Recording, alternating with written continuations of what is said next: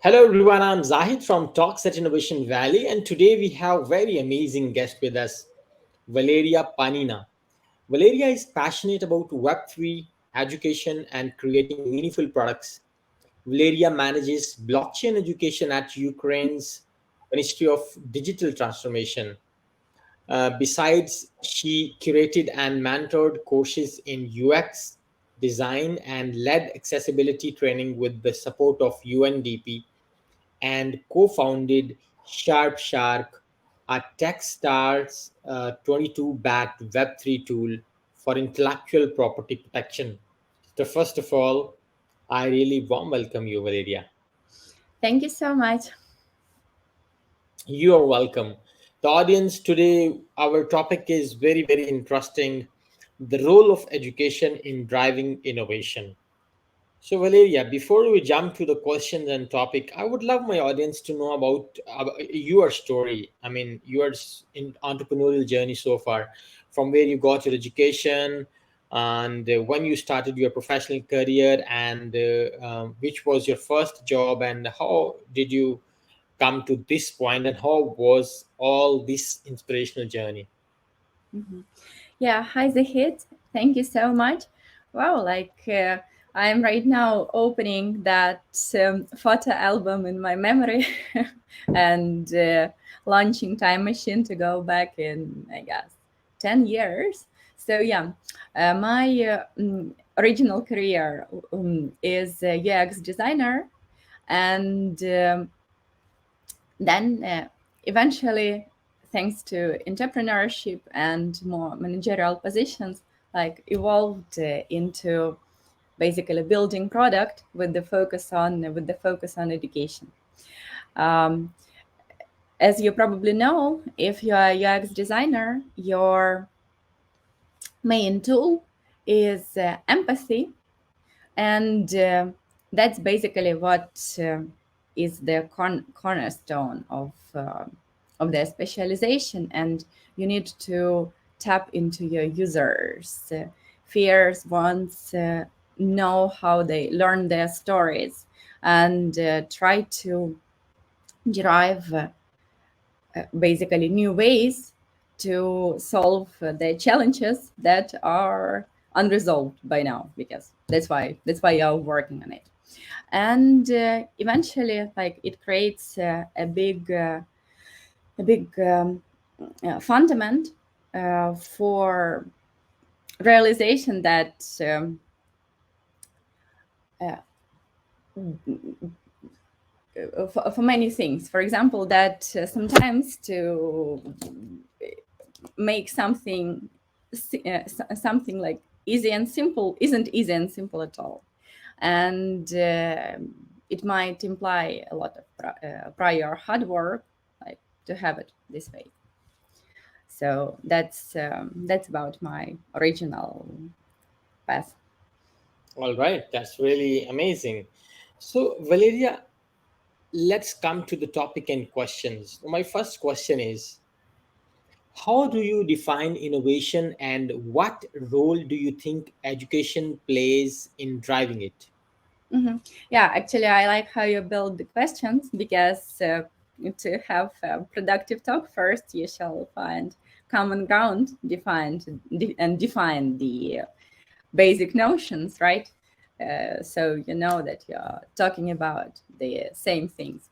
So yeah, basically, like, innovation is something new that has never existed, some new way to approach phenomena in this world. And actually, that's a little bit of vicious circle, right? How can we educate? What's education? Education is basically the best giving people the best guidelines or frameworks to approach challenges that they have. But if we talk about innovation, we just said that that's something new that has never existed, and obviously nobody knows how to approach it. So yes, first of all, that's as I said, fun, a little fun vicious circle, but there is such a thing. And that's another example about basically how easy and simple things might not be that easy and that simple if we have a closer look at them. Oh, Zahid, I'm sorry. I guess you are muted. And All right, all right. So, Valeria, in your opinion, how can education systems be improved to better foster innovation? mhm. Okay, so when we say improved, what do you assume actually when we say improved? Is it not that great for now, or so? Let's elaborate a little bit on this question before diving into it. By improvement, I mean, see, students are not happy to learn. They should be happy going to schools, college, or university. One thing. Second, they should learn that is applicable in the industry. So these are two parameters. Mhm. Okay, yeah. Here, mm, I call to look at the problem from a broader angle. By that, I mean that so um, in um, in the UX, when you're working on products, you shall know what your users are, what's the context, like what the challenges they have, what's their motivation, fears, and aspirations, right? Um, and Basically, the journey of a student of some course or whatever, it doesn't start when they're in the classroom. It starts like long before, when they have some need or some motivation or some circumstances that push them to appear in the classroom. And basically, that's where shall we start? I mean, if, for example, we can have the same program, but for one group of people, it would be relevant, and they mm, sitting there, they will be understanding that, like tomorrow, with the knowledge that they gain there, they would be able to, I don't know, create that application or use that chat GPT to work with those spreadsheets and data in a more efficient way, or with the same group of people who probably didn't pick the right program for them, or uh, they thought that it would be something that is relevant for their needs, or they have some changes that made that program no longer relevant.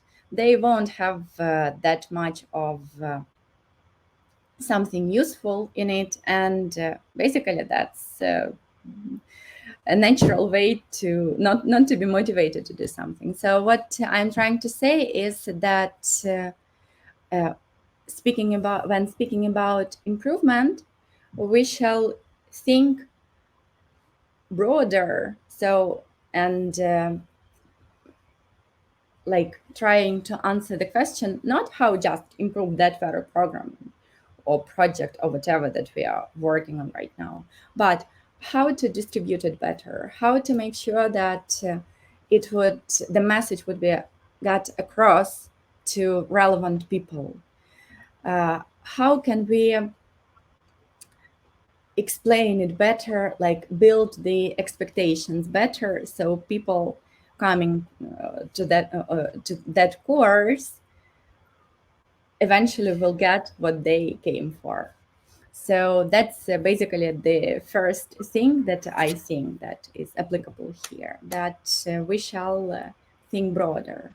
And second, about innovation, basically this is the question is how to teach something that nobody has never confront has never seen, right? And here, um, like short answer would be frameworks and practice.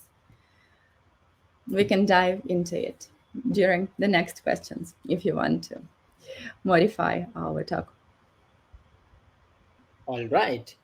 So, Valeria, what are the most important skills that students should learn in order to become innovative thinkers? Mm-hmm. Mm, well, so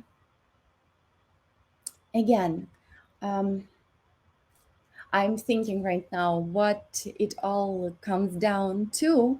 My original urge would say logic. Second one would say actually become doers. So yeah, I guess it might sound like an oxymoron, but basically learners should learn how to become doers as soon as possible in an efficient way. By doers, I mean, for example, um, if you are a designer, right, you should go and learn how to talk to your users.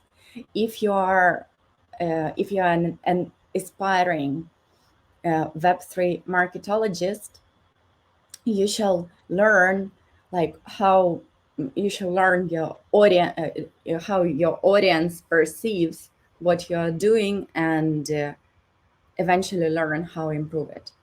If you are a builder, you should ship your product to the public as soon as you can, and collect feedback and iterate on its improval. Because um, so about my background, I'm from Ukraine, and right now I'm in the US, and I can see uh, how the educational system differs. And for example, like a while ago, it was one of legacies of Soviet Union, and as other stuff that is like not that very inspiring about it.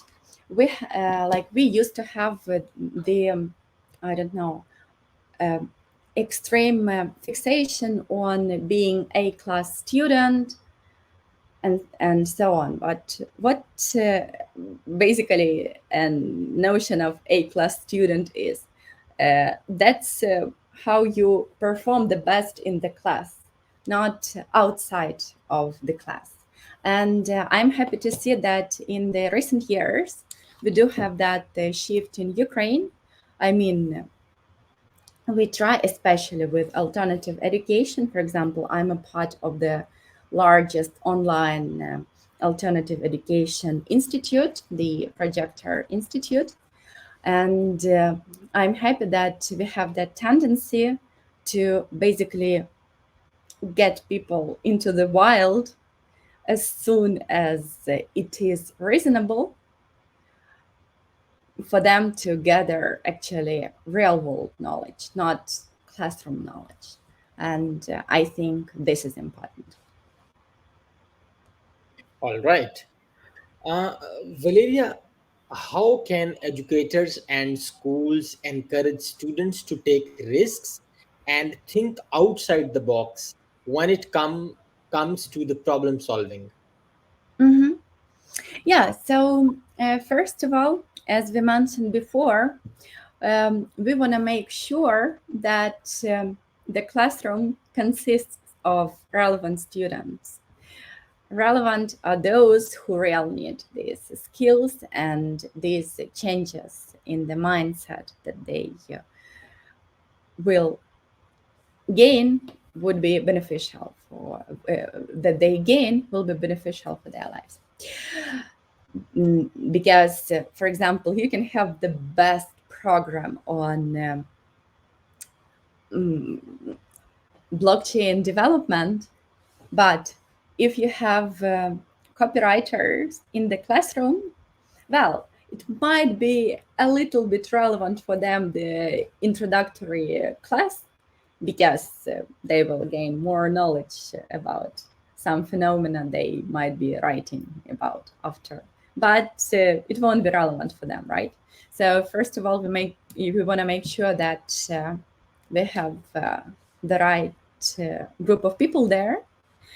And a second, so as I said, uh, any education, especially that one that is that is about innovative, challenging topics like blockchain and Web3, in my case, with my work with the ministry and other project, that it is built around the practice. I'm giving an example. Our course that you mentioned in my intro, it's basically built with industry professionals who impacted on the industry landscape. We have DAO organization. We have one of the most popular wallets, one of the most popular protocols, and exchange and stuff.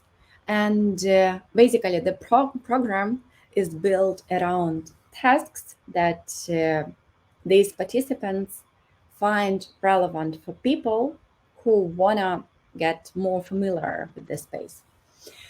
And another thing, so that's very challenging and interesting part. There should be a good balance of incentivization, of pressing deadlines, of another atmosphere that basically makes the environment more challenging.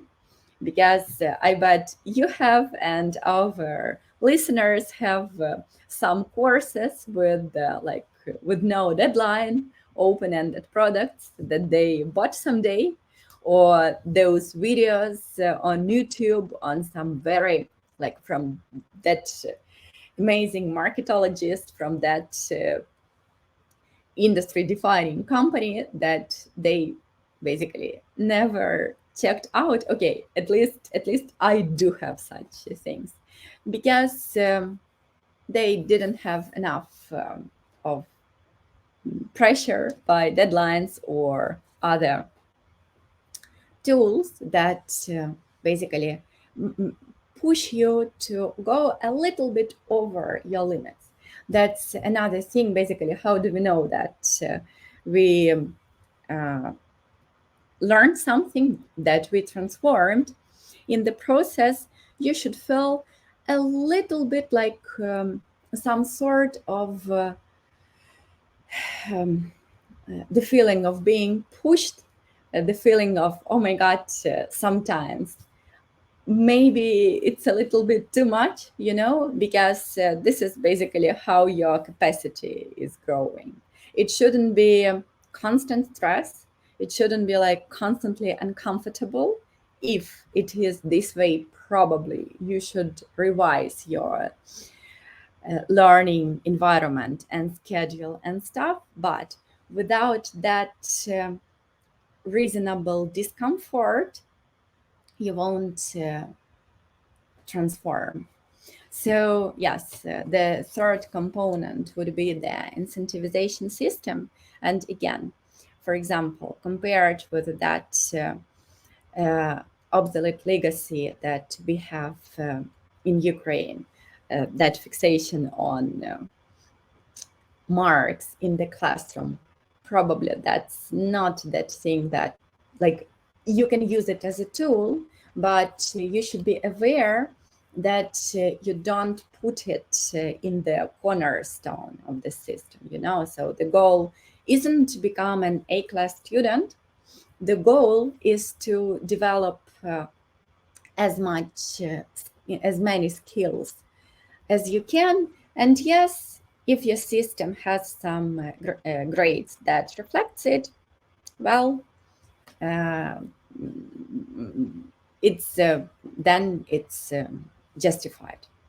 So I'm not saying that we shall cancel grades at all. No, like for example, I'm totally um, in for standardized tests. I'm right now preparing for one myself, but it should be very thoughtful and justified. So yeah, um, summing it up, three components.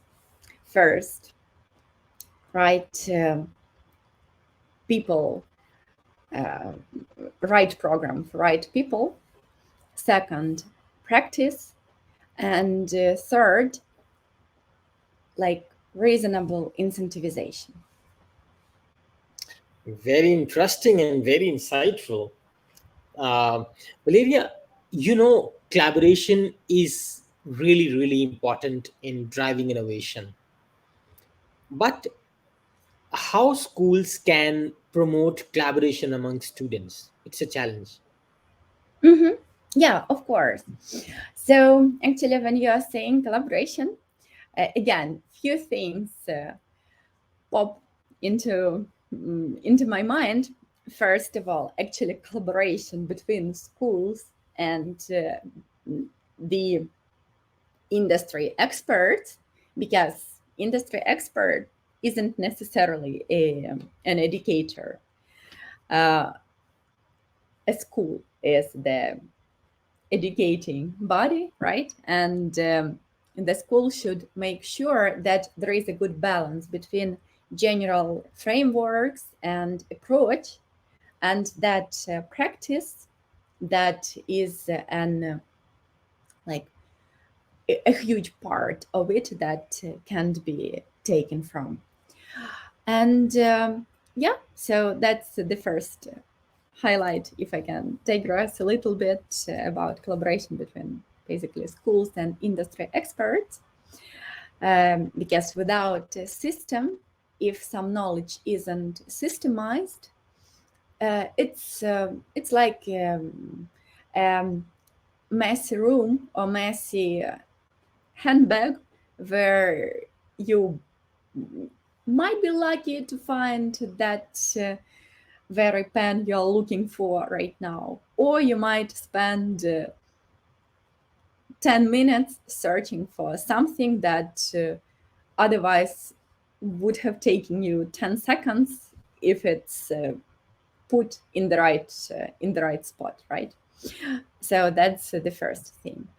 Speaking about collaboration between learners, I got a challenging question like, why is it important? Why do you think we need to focus on it? Like, why collaboration between learners?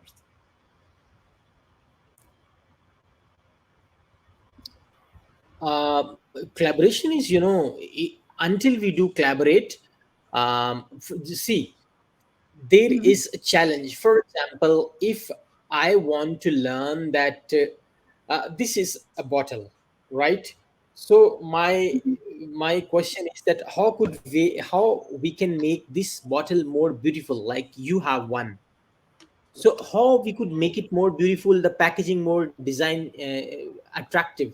So now there is just one person brainstorming with him or herself. But if there are two brains, three brains, or four brains, a group, then that would be, I think, more ideas to brainstorm. I Mm-hmm. think that's why it's important. Yeah. Okay. Yeah. Thank you for the example. It was a little bit of like uh, challenging, tricky question. Yeah. First of all, cheers. Speaking about bottles and hydrate, that's important. Yeah. So basically, um, if you check my LinkedIn, the first thing that you see in my short biography is that I am people person.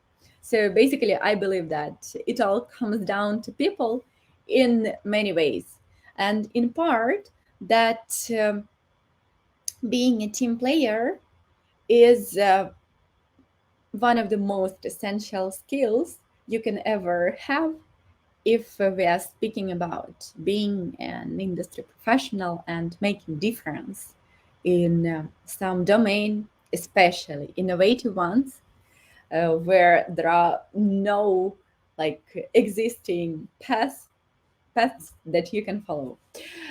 So yeah, I think that the ability to collaborate, the ability to be a team player, and to approach it that way, that 1 + 1 = 3. I mean that separately you can bring X value, but together you would bring not 2X value, but X in the way more than that. And for example, during our course at that institute that I mentioned, we have um, we have a project where students are put into teams. Usually, that's their first ever experience being a part of a team and doing something as a team member. And as I always tell them when we start that project, that you guys now have additional meta homework besides delivering the project on time, like with the pre-agreed scope, and that is resolving the challenge, that the problem that you were presented with. You have that meta homework to learn how to be a team player. And usually people who have never had that experience, and that's totally absolutely natural. Sometimes they might have the urge, like, oh my god, that group work, uh, it doesn't accelerate me at all. I wish I could do it on my own. It would be quicker, more efficient, and stuff. And sometimes, if we see from the perspective of one day, yes, it might be more time efficient to do something on your own, because you don't have to have that group chat or that group Zoom talk and decide who does what. But um, that's not that way that makes you an expert and makes you a person that can be a valued professional in this space, because we live among people. All the products, they are meaningless if they don't have users, don't have community that is broader than users sometimes around. And that's an essential thing that we shall learn, how to collaborate and how to foster it. So again, it all starts with motivation.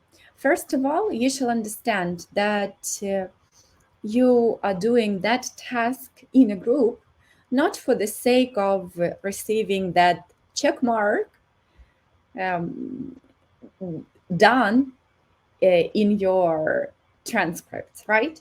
You are doing it because that's something you won't be able to succeed in this world without. And basically, all starts with realization that you need it. Uh, and that's actually the task of the educators, to get this message across and to make sure that students can see this value in it beyond the classroom grades. Second, uh, also, like, it's important. For example, if you need to create a browser extension, right? If you have only designers, copywriters in the group, but your deliverable is basically an extension I can click on, then and you have those designers that chose those paths where they are like eye-shaped specialists and doing only that direct part of the job that basically they are learning to do.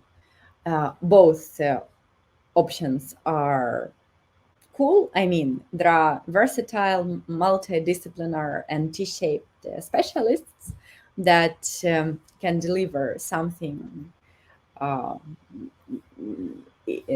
like from scratch in a finished way. And there are people who decided to be a part of some well-defined large ecosystem and be eye-shaped, focused only on their specialization. Like both are cool. It depends on the learner what path they want to choose.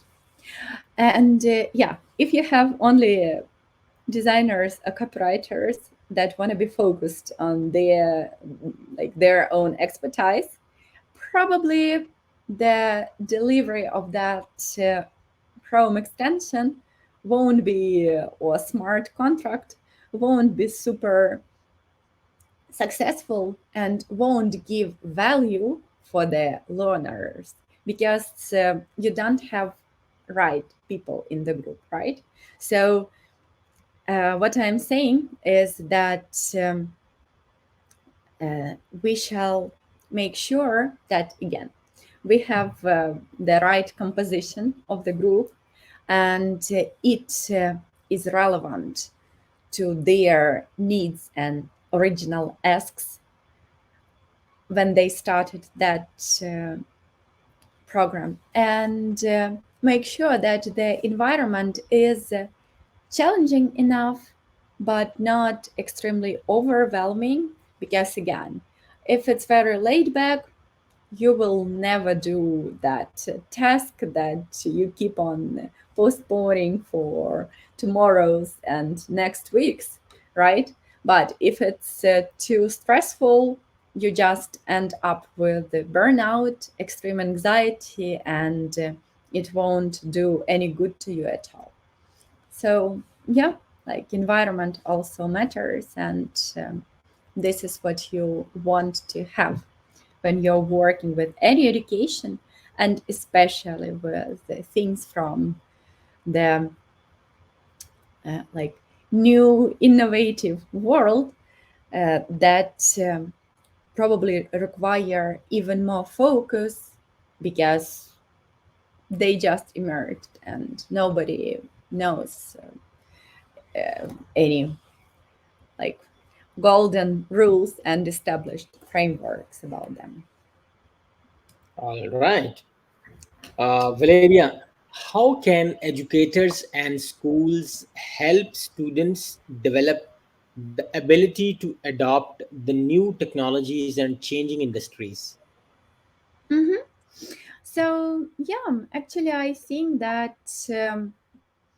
um, so there are two ways, mm, again, to approach the incentivization. There is positive reinforcement and negative reinforcement, right?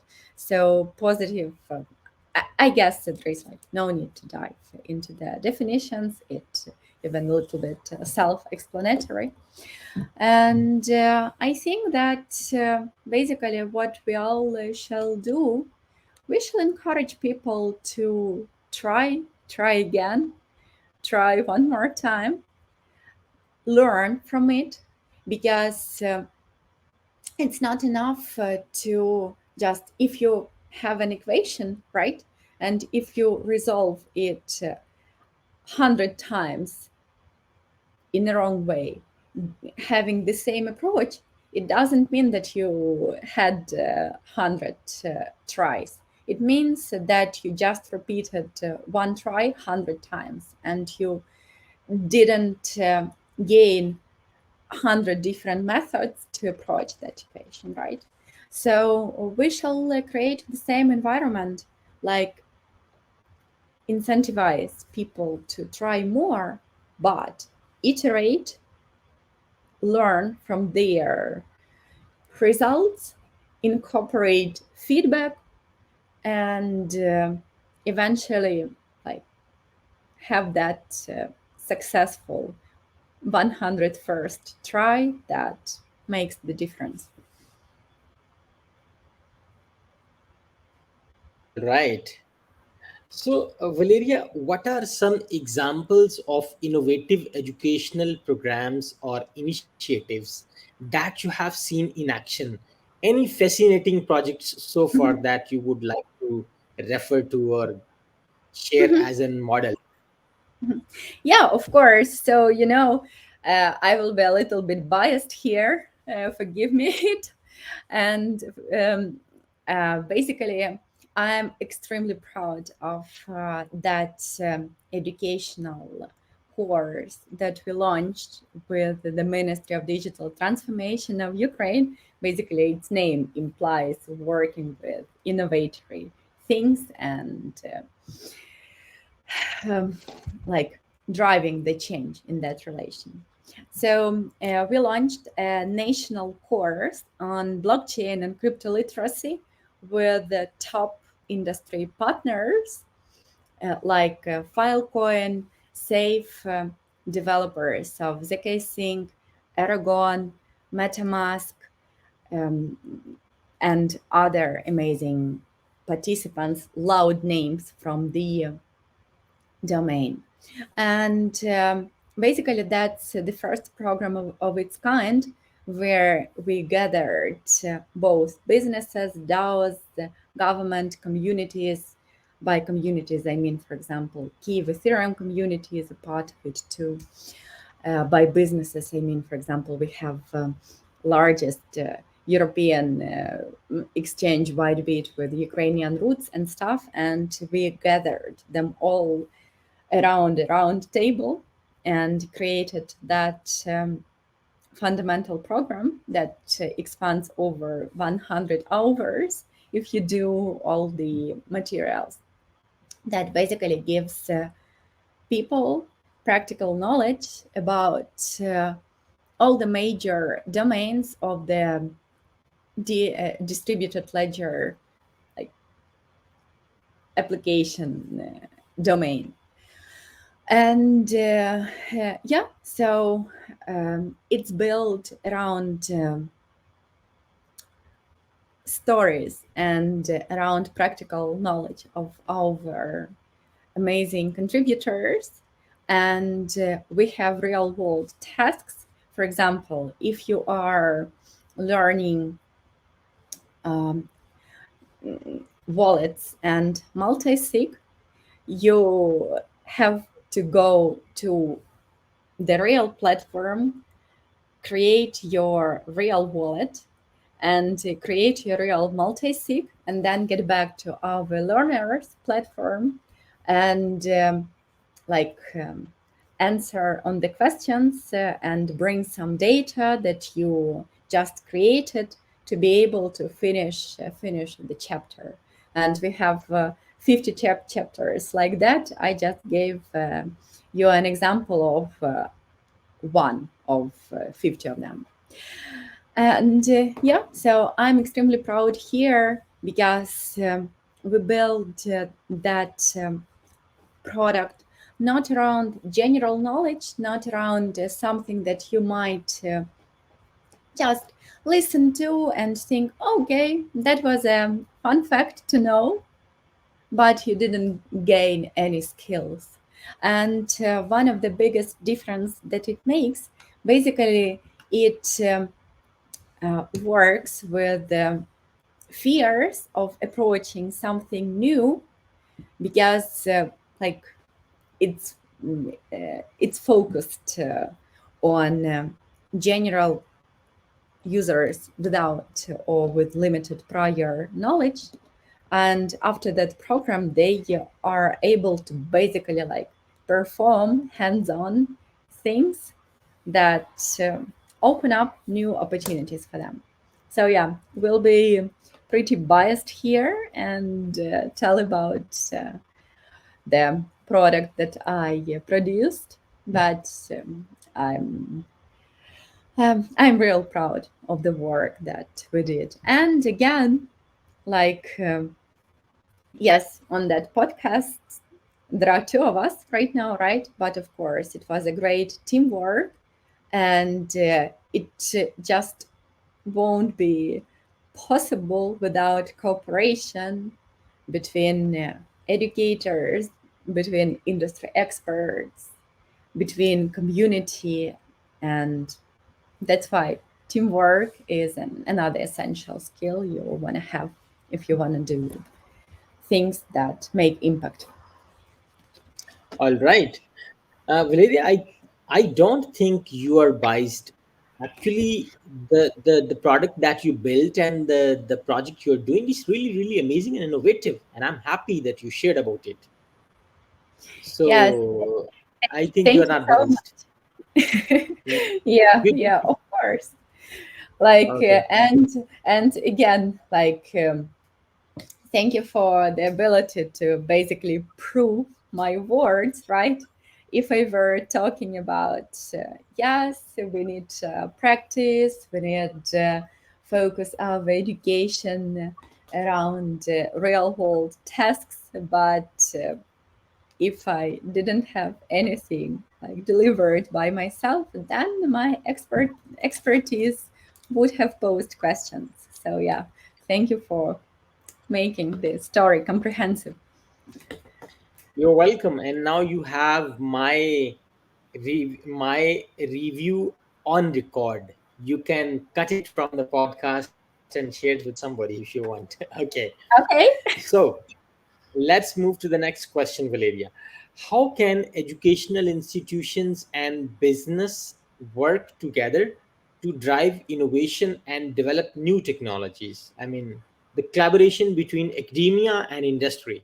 How is it Mhm, possible? mhm. Yeah, like first of all, they shall work together, right? And and for example, with and there are things that both parties um, can like not only learn, but both parties are very complementary here because basically what is academia, it's the most efficient frameworks, guidelines, and accumulated knowledge how to approach things and how to make things done. And what's business? Basically, that's the products that shape the industry and shape the world.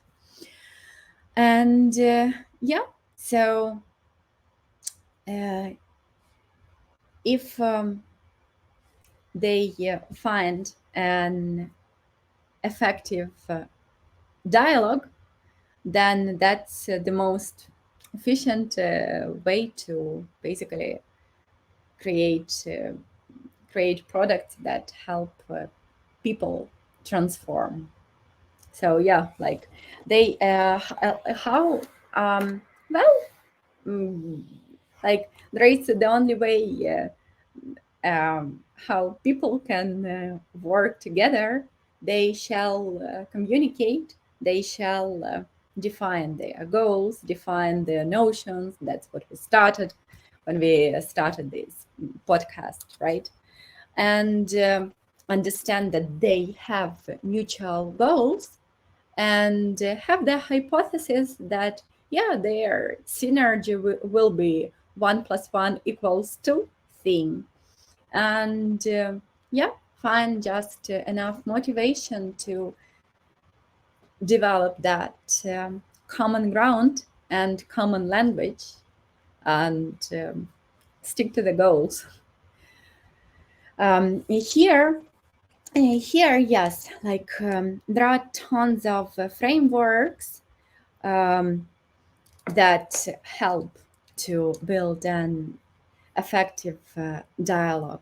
That's why I love the like toolkits that we have as UX designers, how to as moderators, like how to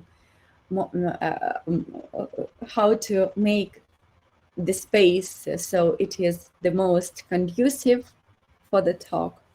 but that's probably a topic for another like many hours talk about all these frameworks, all these approaches, how to make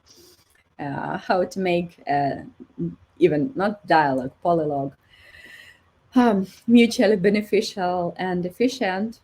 But yeah, so if speaking about something practical, if you want to have a look like, and if our learners, our listeners want to like have some practical about it.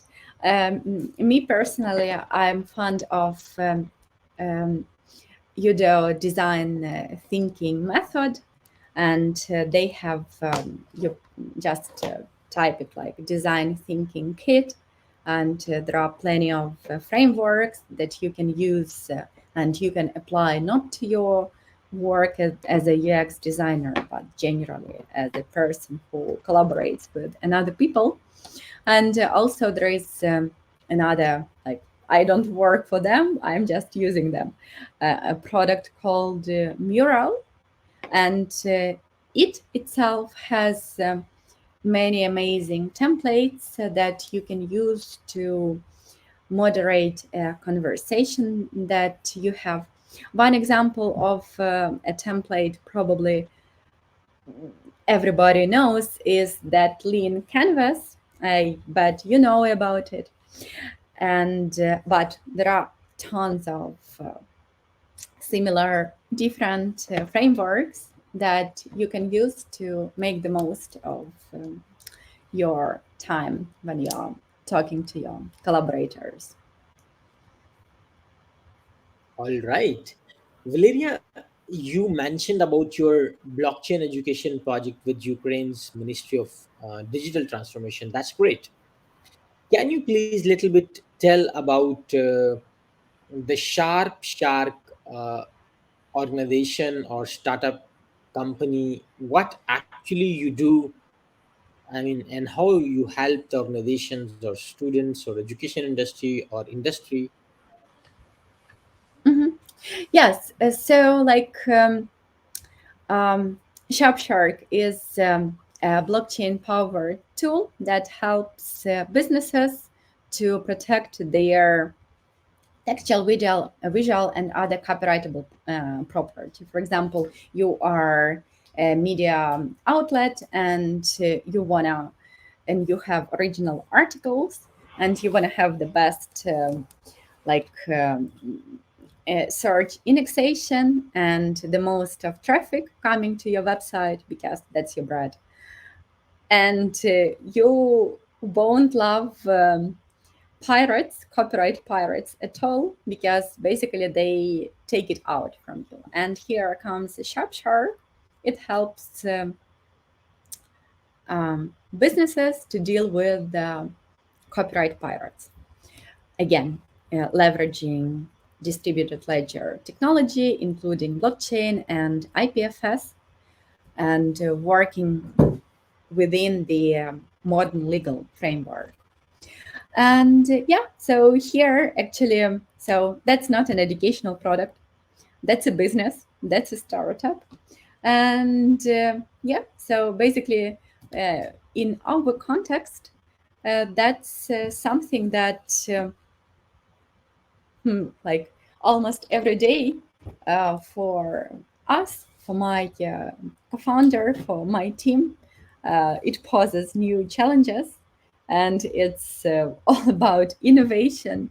And yes, so working with it, we like understand the importance of having practical knowledge and being able to find the most efficient ways to resolve the challenges that have never been resolved. And yeah, like as a result, um, also not only basically delivering what we are committed to deliver originally by the product, but also gathering that knowledge and for me, for example, it enables me to know like to know what knowledge, what skills is beneficial and useful for you in like the real world. And that's why I believe I am able to basically do that contribution in my educational activities, because I know hands-on how important it is. All right. So, Valeria, trust me, it was really, really insightful conversation with you. In the last is not the question, but it is a request that I do every guest that comes to my show. Okay. Any message, yeah, any message that you would like to give to all my audience, which are potential entrepreneurs, startup founders, university Mhm. students, teachers, and business community, Mhm. any advice, any message that could change your life. Mhm. Okay. Actually, right now, I guess it would be a little bit unexpected message and counterintuitive. Um, I could have said, yes, like, don't be afraid to make mistakes, don't be afraid to try again, fail fast, learn fast. But you all know about it, right? And you all believe it, because otherwise you won't be here. Actually, like, my message and my advice would be, guys, do take care of your mental health, do take care of your physical health, and also it's beneficial to know basically how your body, including your brain, works. You want to know how you develop basically new um, cells in new neurons, connections and cells in your brain that essentially transform you. You want to know how you shall approach that reasonable discomfort and what you shall be targeting when you are learning about new stuff. And actually, itself, uh, being aware of how your brain works and how it helps to perform better. There are several books that I can recommend on it. I can send them like later. You can include them into description of our talk. And for real, like, they were game changers for me, because sometimes, so for example, especially if you're starting something and you feel discomfort, and you recall, oh my god, these people, they were they were saying about uh, about the thing that, okay, you should be 100% happy and 100% everything that comes, um, that is right, comes light, whatever. And but right now I feel real challenged, and I don't know how to approach that thing. Maybe that's not mine, maybe I chose the wrong path. But if you know how basically your body shall react to gaining some new knowledge, you can easily distinguish if whether it is that reasonable amount of effort, or yeah, it's too much and maybe you want to change something. So yeah, like, and don't forget about vitamins, do health checks, go to your therapist, sleep well, like, I mean it, exercise, because you can have the best program in the world, you can have the best experts and educators who built it for you. It might be the most relevant to your current goals, but if you feel 10% of your capacity, you won't be able to make the most of it. So that would be my message. Like, health matters. Invest in health. All right, Valeria. Thank you so much for joining, and trust me, it was really insightful conversation with you. So, I mean, it was really, really amazing talk to you, and thank you so much for sparing the time for it. Absolutely. Thank you for making the space real, like safe and challenging in a way, because it was fun to dwell on your questions, and I'm happy to be given the stage to share my stances.